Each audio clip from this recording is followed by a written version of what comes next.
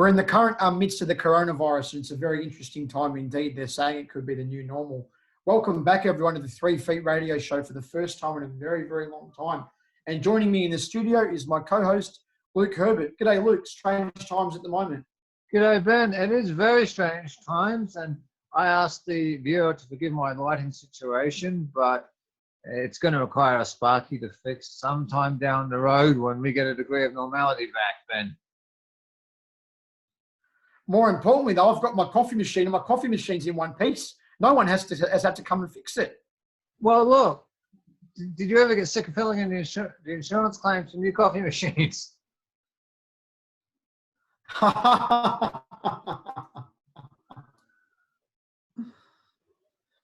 Just first up on the agenda here, how are you coping with Corona, Luke? Obviously, Jacinda Ardern and the New Zealand government have jumped on it pretty quickly and implemented restrictions as well. Well, I won't nitpick the New Zealand government's response in this discussion. It's for another time. But I'm doing all right, you know. I'm coping all right, getting in a bit of exercise, which we'll come back to in a moment. And what about yourself, Ben? How are you doing? I'm doing all right, Luke. I'm just trying to remain calm and be positive. I've been trying to ignore some of the scaremongering being peddled in the media and by various individuals on Twitter and other forms of social media. And I think if one can do that, it helps to keep your mind clear and open. Yeah, I think what I find most useful on social media, and this applies in more normal times, is I use my mind or use your brain as a filter. It might sound a bit strange, but if you filter out some of the crap, you're left with some decent stuff. That's right, Luke. And just moving along here, we've got some differences between Australia and New Zealand with the restrictions. For those that don't know, did you want to maybe bring across, go through a couple that are probably not that well known or maybe different to what we have here in Australia? Well, we've spent 3 weeks at alert level 4. There's obviously a 4-tiered alert system, and basically everything's been closed apart from what's been considered essential.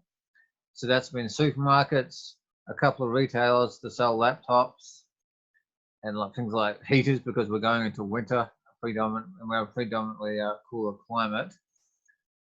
But essentially everything else has been shut down. Now, the government is signalling that next week we're moving to level 3, where we're going to see more online shopping open up, and we're going to see takeaways available from the likes of restaurants or cafes.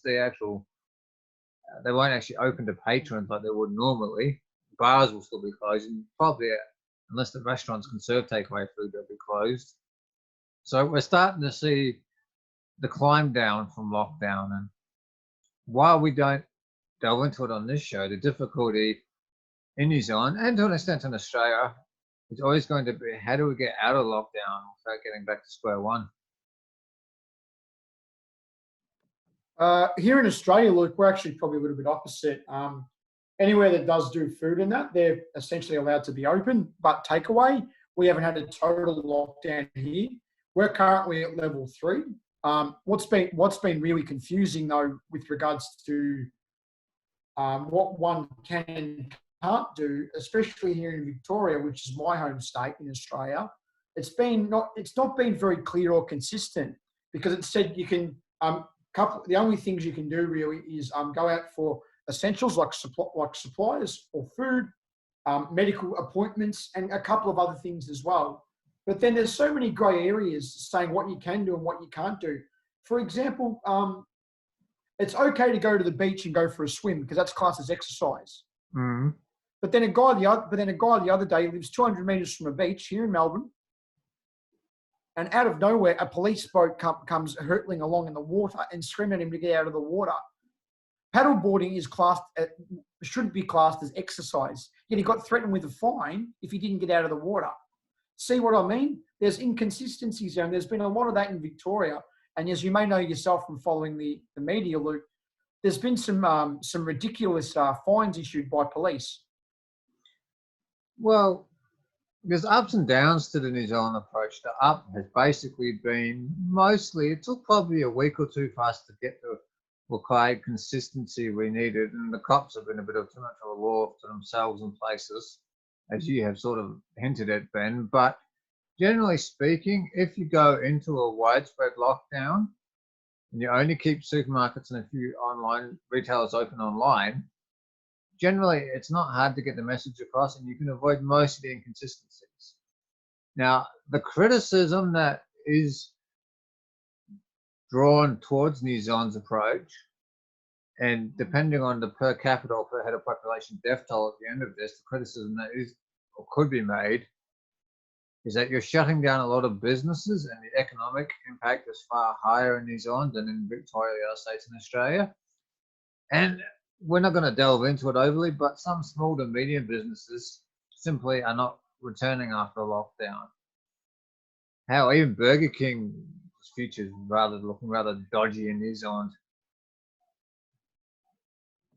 Well, you talk about dodgy.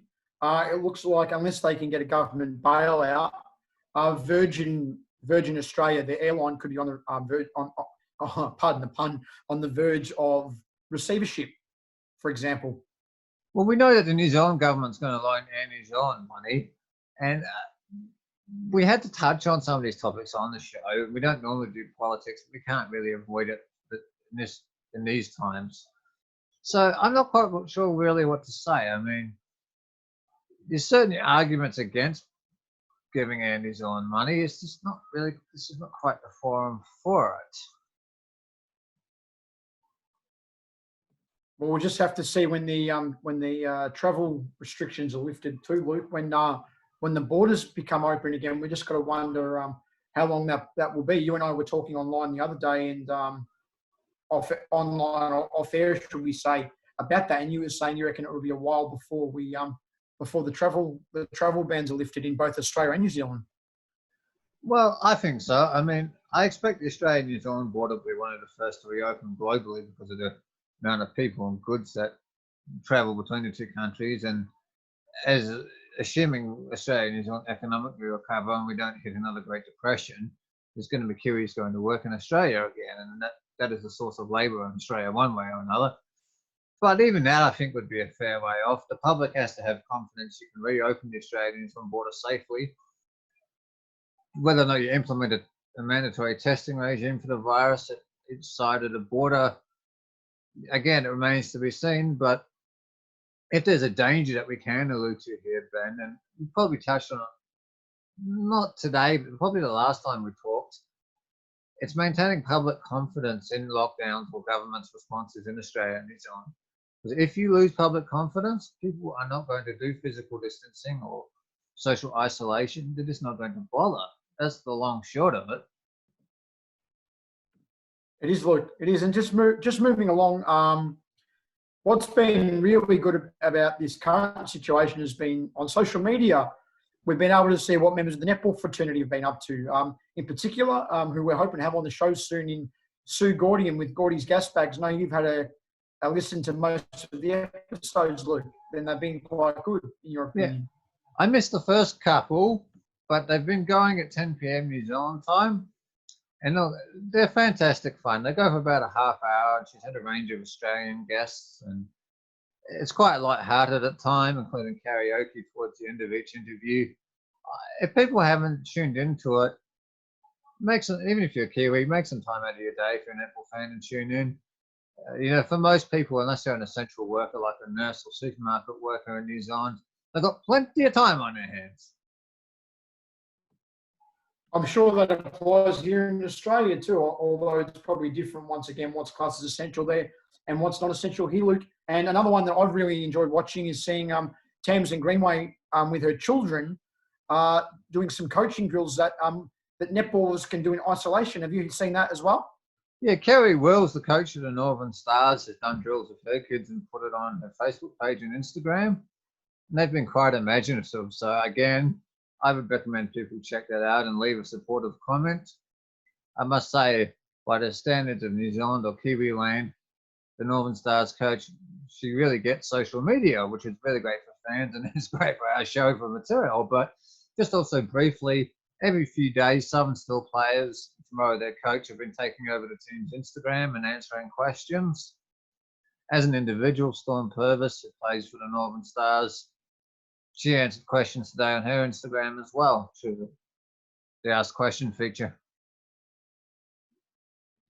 And just moving on away from that too, Luke, tips for getting through the current situation. I put a video up on my Facebook today, actually, because I did a very long walk, all up from door to door, 10 to 12 Ks today. And I really think that if you can get out for a walk, a bike ride, or a run, or even go for a walk with your dog, particularly if it's a long walk, it really helps to keep the mind ticking over. But don't do it on your own. Do it with someone else, as long as you observe the distancing rule, because it means you've got someone to talk to and you've got social contact. Because, I mean, we're recording this online, okay? But at the same time too, it's so much better to be able to see someone and to be able to talk to someone in person rather than doing it this way. Oh, absolutely. I ring up a friend once a week and it's talk to him briefly on the phone, but it's just not the same as going to visit. And it's going to be a long time before I visit the person. I have to totally endorse what you say about exercise. Normally, you know, we like to have a lively discussion about stuff because it adds interest to the viewer or previously the listener. But this is one time where I have to endorse what you've said there. Go for a walk. If you can walk with someone else, observe social or physical distancing, whatever you wish to call it. But exercise is good for your physical health and it's good for the mind. I mean, just for me personally, and this only applies to myself, I've fallen back on other personal interests that aren't sporting related. You know, tonight I watched a military history related lecture on YouTube, which, you know, I burned off, I think, an hour watching it in total, if you include the audience that did questions to the presenter.